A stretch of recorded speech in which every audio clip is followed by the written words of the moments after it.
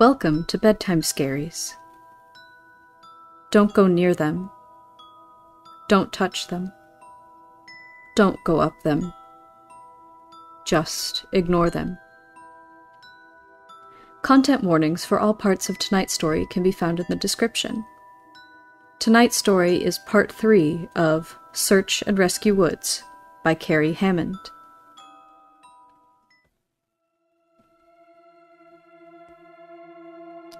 Well, once again, you guys have blown me away with your staggering amount of responses to my stories. There's no way I can respond to each of you individually, so I'm just gonna address some common things again, and then move on to the stories. I'm going to write as many as I can think of, in addition to my friends' stories, and I will probably not update again until I get a chance to answer some questions that I have myself for my supervisors. Alright, so the common questions I found you all had. I'm not comfortable talking about where exactly I work, unfortunately. In all reality, some of the things I've mentioned here could get me in a lot of trouble or fired, so it's best if I don't discuss too much. I will say that I am in the United States, and in an area that is comprised of a great deal of wilderness. We're talking hundreds of miles of thick forest with a mountain range and a few lakes. There is still a great amount of interest in the stairs, and luckily for you guys, my friend has a story that I think you will all be very interested in. I'll go into that more at the end of this update. As for whether or not I've ever thought of asking my superiors about them, I have, but again, I don't want to risk my job. However, one of my former supervisors no longer works as a SAR officer, and it's possible he may be willing to talk about it.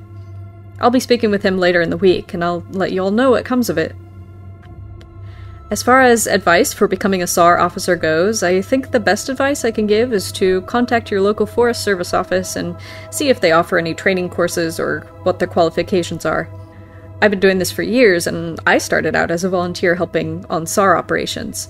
It's a great job, despite the occasional tragic situations, and I wouldn't want to do anything else.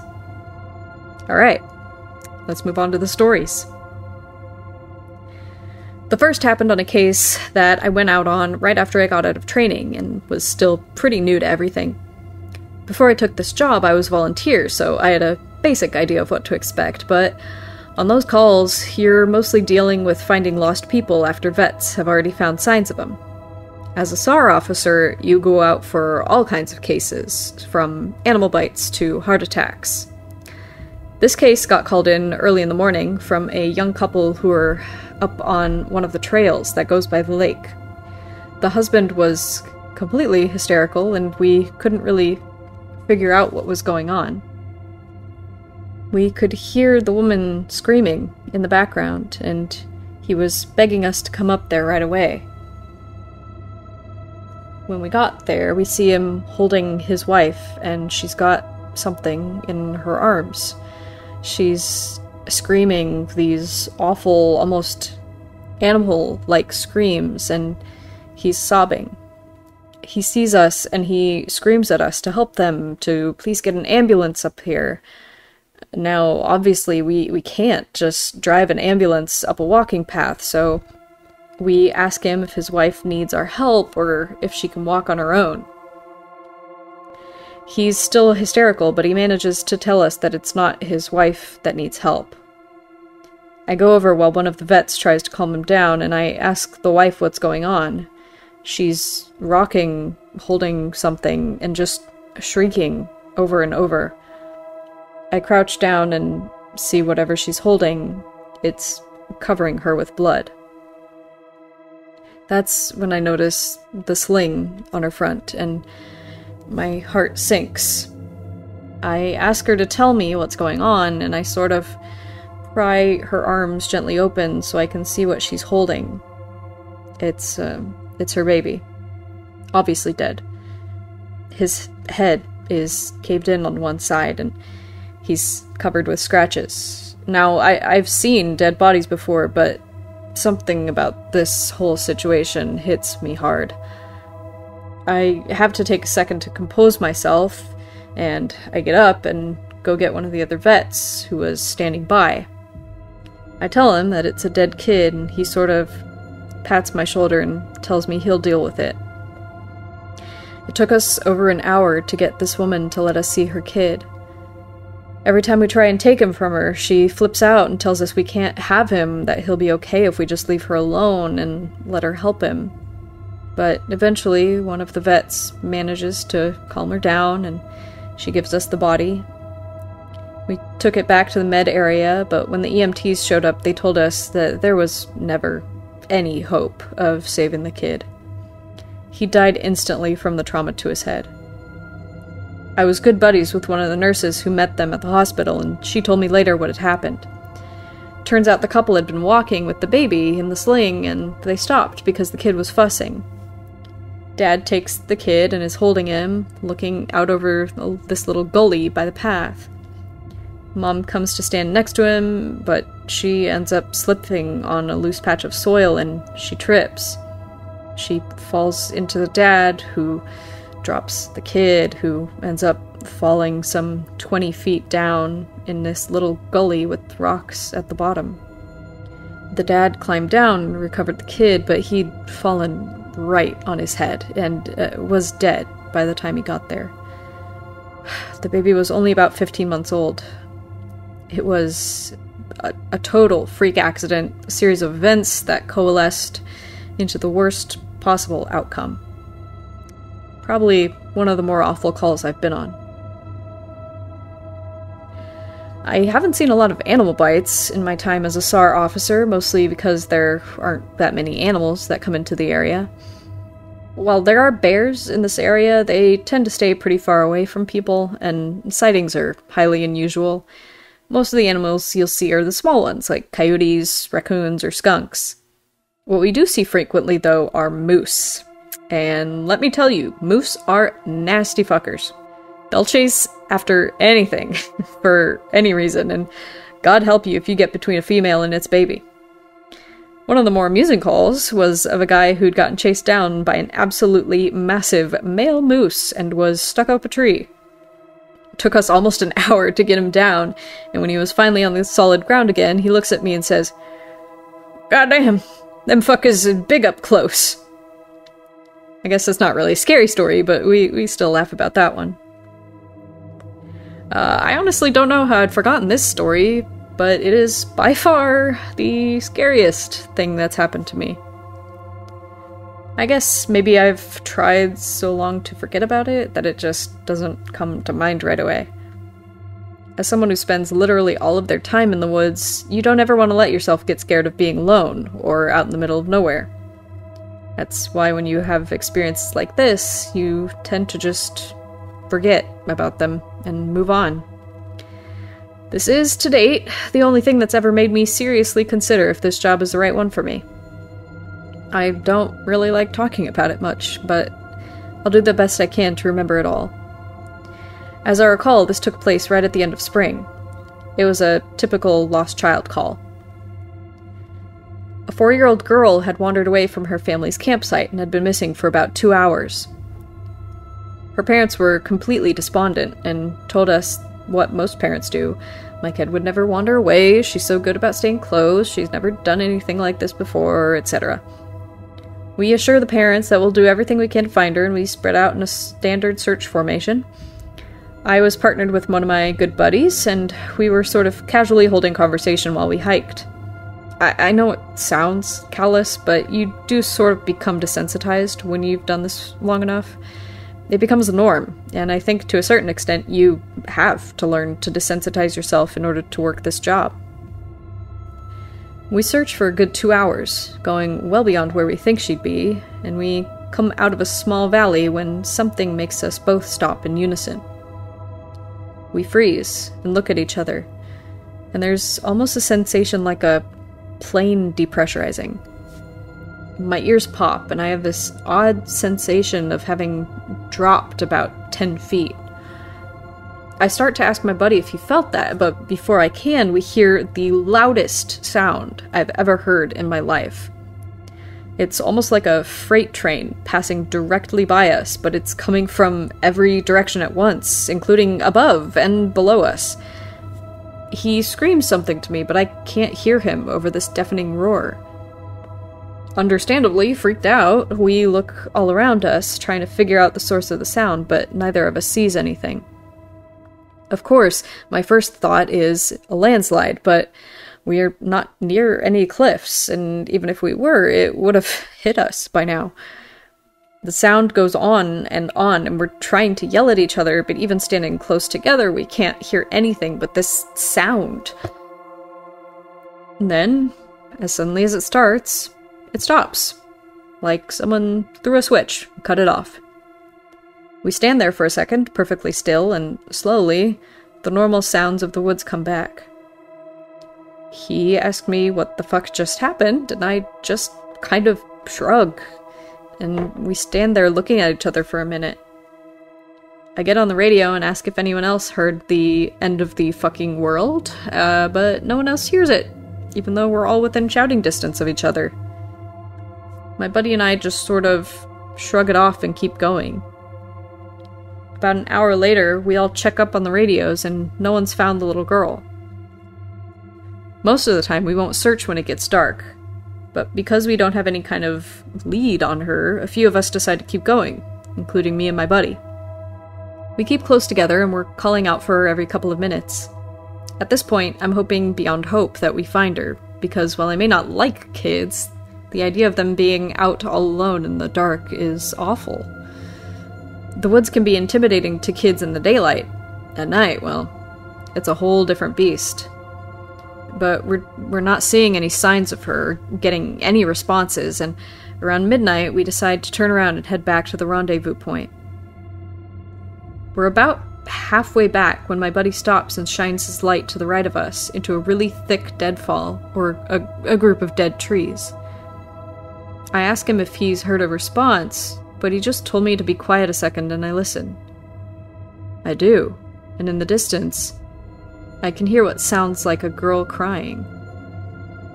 We both call the girl's name and listen for any kind of response, but it's just this really faint crying. We head in the direction of this deadfall and go around it, calling her name over and over. As we get closer to the crying, I start getting this weird feeling in my gut, and I tell my buddy that something isn't right. He tells me he feels the same way, but we can't figure out what it is. We stop where we are and call the girl's name again. And at the same time, we both figure it out. The crying is on a loop. It's the same little hitching sob, then wail, then quiet hiccup, repeated over and over. It's exactly the same, every time. And without saying a word, we both take off running. It's the only time I've ever lost my composure like that, but something about it was so incredibly wrong. And neither of us wanted to stay out there anymore. When we got back to the rendezvous, we asked if anyone else had heard anything strange, but no one else knew what we were talking about. I know it sounds sort of anticlimactic, but that call fucked me up for a long time. As for the little girl, we never found a trace of her. We keep an eye out for her, and all the other people who we've never found, but frankly, I doubt we'll ever find anything. Of the missing persons calls I've gone out on, only a handful have ever resulted in a complete disappearance, meaning no trace of the person ever found. But sometimes, finding a body just leads to more questions than answers. Here are some of the bodies we've found that have become infamous in our team. A teenage boy whose remains were recovered almost a year after he vanished. We found the top of his skull, 2 finger bones, and his camera, almost 40 miles from where he was last seen. The camera was sadly destroyed. The pelvis of an older man who had vanished a month earlier. That was all we found. The lower jaw and right foot of a 2-year-old boy on the highest peak of a ridge in the southern part of the park. The body of a 10-year-old girl with Down syndrome, almost 20 miles from where she'd vanished. She had died of exposure 3 weeks after going missing, and all of her clothes were intact except for her shoes and jacket. There were berries and cooked meat in her stomach when they did an autopsy. The coroner said it appeared as if someone had been taking care of her. No suspects were ever identified. The frozen body of a 1-year-old baby, found a week after vanishing in the hollow trunk of a tree 10 miles from the area he was seen last. There was fresh milk found in his stomach, but his tongue was gone. A single vertebra and right kneecap of a 3-year-old girl, found in the snow almost 10 miles from the campground her family had been at the previous summer. Now, on to a couple of the stories my friend told me. I mentioned that you were all interested in the stairs, and you're in luck. He's had a close encounter with them. Although he doesn't have an explanation for them, he does have a bit more experience than I do. My buddy has been a SAR officer for about 7 years. He started when he was a junior in college, and he had a very similar experience when he first encountered the stairs. His trainer told him almost the same thing mine did, which was to never go near, touch, or send them. For the first year, he did just that, but apparently his curiosity got the better of him, and on one call, he broke away from the line and went to go check a set of them out. He said they were about 10 miles from the path where a teenage girl had vanished, and the dogs were following a scent. He was on his own, lagging behind the main group, when he saw a set of stairs off to his left. They looked like they were from a new house, because the carpeting was pristine and white. He said that when he got closer, he didn't feel any different and didn't hear any weird noises. He was expecting something to happen, like bleeding from his ears or collapsing, but he got up right next to them and didn't feel anything. The only thing he said that was odd was there was absolutely no debris on the steps. No dirt, leaves, dust, anything. And there didn't appear to be any signs of animal or insect activity in the immediate area, which he found strange too. It was less like things were avoiding them, and more just like they happened to be in a relatively barren part of the forest. He touched the stairs, but didn't feel anything except a sort of sticky feeling you get from new carpet. Making sure his radio was on, he slowly climbed them. He said it was terrifying because of the way they'd been stigmatized. He wasn't really sure what was going to happen to him. He joked that half of him expected to be teleported to some other dimension, and the other half was waiting for a UFO to come swooping down. But he got to the top with little event, and he stood there looking around. But he said the longer he stood on the top step, the more he felt like he was doing something very, very wrong. He described it as the feeling you'd get if you were in a part of a government building you have no business being in. As if someone was going to come and arrest you or shoot you in the back of the head at any second. He tried to brush it off, but the feeling got stronger, and that's when he realized that he couldn't hear anything anymore. The sounds of the forest were gone, and he couldn't hear his own breathing. It was like some kind of weird, awful tinnitus, but more oppressive. He climbed back down and rejoined the search, and didn't mention what he'd done. But, he said, the weirdest part came after. His trainer was waiting back at the welcome center after the search ended for the day, and he cornered my buddy before he could leave.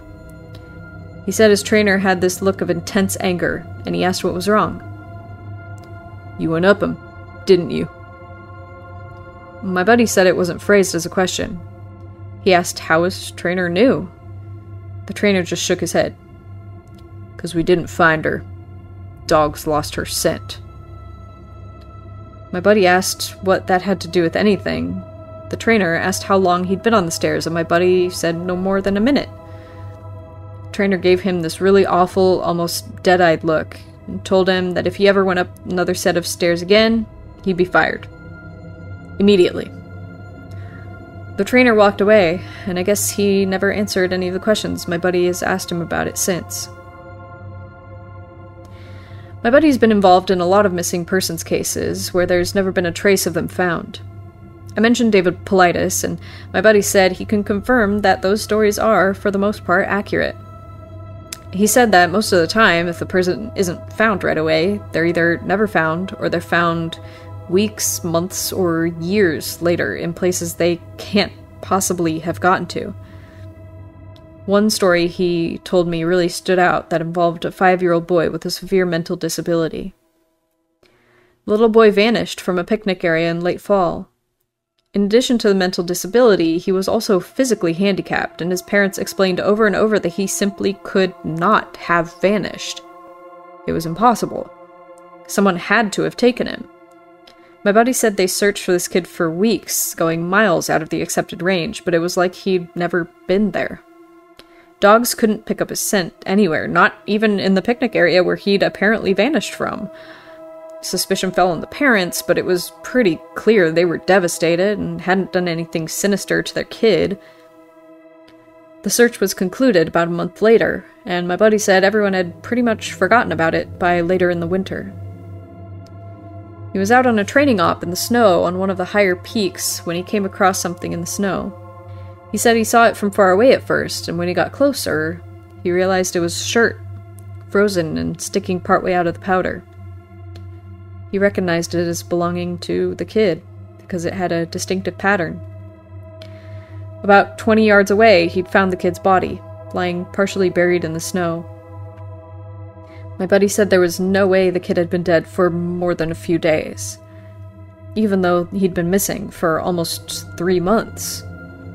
The kid was curled around something, and when my buddy brushed off the snow to see what it was, he said he almost couldn't believe what he was seeing.